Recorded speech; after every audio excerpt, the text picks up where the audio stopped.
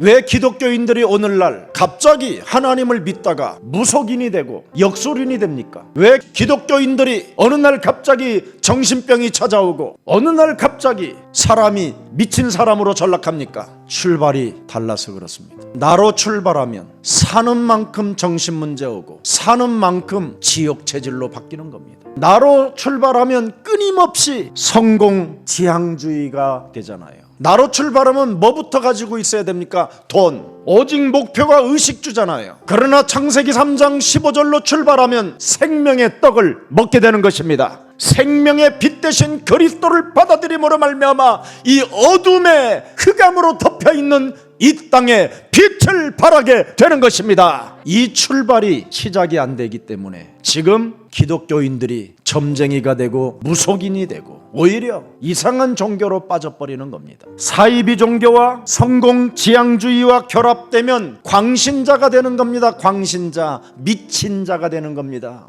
기독교인은 이기주의가 없는 겁니다. 이기주의가 여러분 몸뚱아리에 살아있다면 오늘 그거 뽑아 버리십시오. 여러분의 심령 속에 이기주의가 살아 움직이게 되면 하나님도 여러분을 버린다고 말씀하고 계시는 겁니다. 호세아서 4장 6절에 하나님을 아는 지식이 없어서 사람들이 망하게 된다고 하나님은 고백하고 계십니다. 네가 창세기 3장 15절에 지식을 버렸으니 나도 너를 버린다. 네가 하나님을 업신여기고 너로 출발했기 때문에 나는 너의 자녀들을 버릴 거다. 하나님을 아는 지식 없이 하나님 모르고 나로 출발하는 믿음만 가지고 있으면 그걸 불건전한 신비주의라고 하고 광신자라고 하는 겁니다. 성경만 가지고 다니면서 늘 사람이 방황 속에 있는 겁니다. 어느 때는 혼란스럽고 어느 때는 허무주의 속에 빠졌고 어느 때는 어둠이 덮여가지고 사람이 캄캄한 뭔가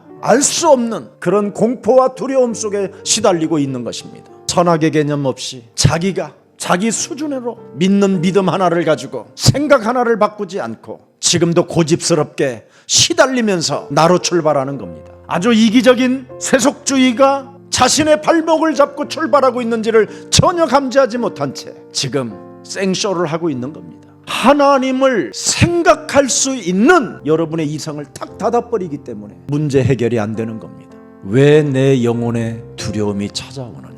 하나님의 아들 예수 그리스도로 시작이 안 돼서 두려움이 오는 겁니다. 출발점이 나로 오면 나로 시작하면 언제나 두려움이 온다라는 겁니다. 예수는 그리스도, 그 이름만 불러도 불신자들은 그 내면의 세계가 굴복을 한다라는 것을 여러분 잊지 말아야 됩니다. 예수는 그리스도, 그 이름을 부르는 자는 부끄러움을 당하지 아니할 것이요 그 이름을 부르는 자는 구원을 얻을 것이며 그 이름을 부르는 자는 하나님이 부욕해 하시는도다. 그래서 우리 예수님은 침묵의 신비 속에 들여다보고 있는 겁니다. 이렇게 그리스도라는 그 이름은 여러분의 침묵이라는 그 신비 속에 있기만 해도 모든 흑암은 굴복된다라는 것을 잊지 말아야 할 것입니다. 그래서 로마서 16장 20절에 로마를 정복했던 초대교회 사람들이 바로 이 비밀을 가졌다라는 겁니다. 창세기 3장 15절 여자의 우선 메시아 그리스도 뱀의 멸을 깨뜨리는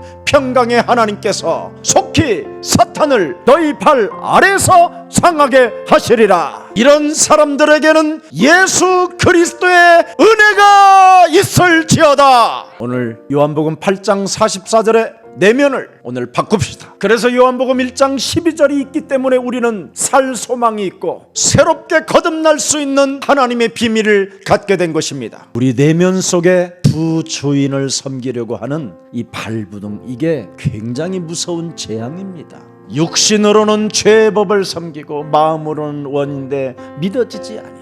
그래서 사도 바울이 고백하는 겁니다. 오호라 나는 곤고한 사람이로다. 이 사망의 몸에서 누가 나를 건져낼 것이냐. 이제는 창세기 3장 15절 여자의 우선 메시아 그리스도의 이름으로 네 몸속에서 두 주인으로 섬기게 만드는 뱀의 머리를 깨트려라. 그리하면 오직 예수는 그리스도 왕같은 제사장의 축복을 가지고 죄의 권세를 멸하고 마귀의 일을 꺾어버리고 하나님 만나는 길이 열린 확신을 가지고 인생을 살게 된다. 예수는 그리스도, 이것 하나로 여러분 인생의 문제가 해결되어져야 하나님을 바르게 알고 그 비밀을 깨닫고 전도와 선교 대열 속에 서게 되는 겁니다. 순간순간 찾아오는 그 환경 속에 두 주인을 섬기게 되면 자신이 먼저 살아보겠다라는 상황 속에 예수님을 배신할 수밖에 없다라는 겁니다. 두 주인을 이제는 섬기지 마십시오. 요한복음 8장 44절을 섬겼던 그 주인을 오늘 버리십시오.